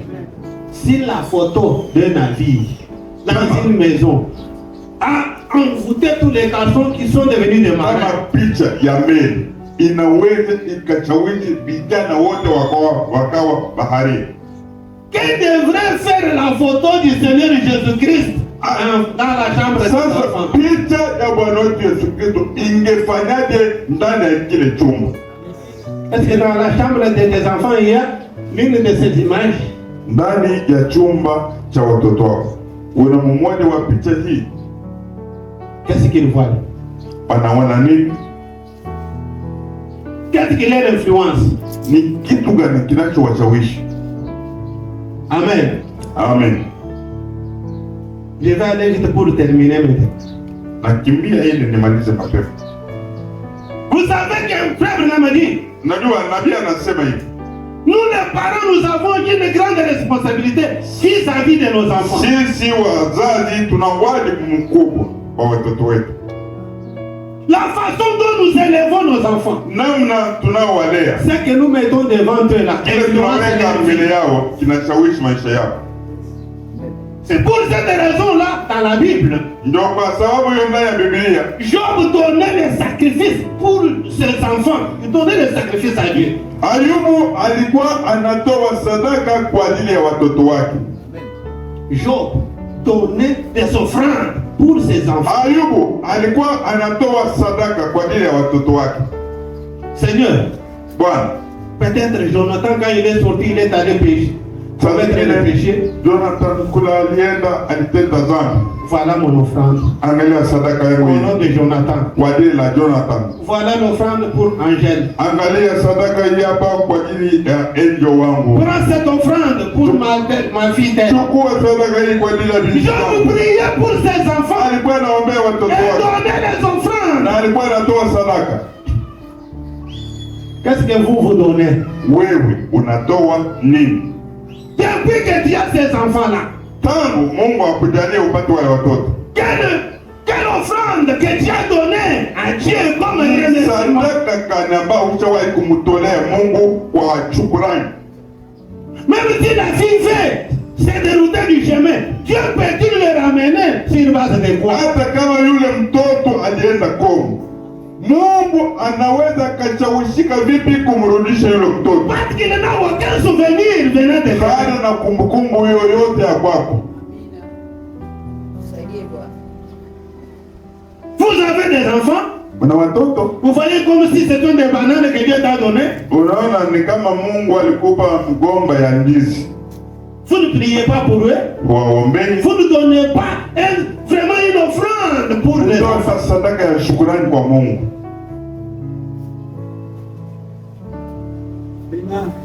L'environnement. Mazingira. Peut-être là où tu vivais, tu ne savais pas ça. Saa zingine pale ulikuwa unaishi ulikuwa hujui mambo hayo.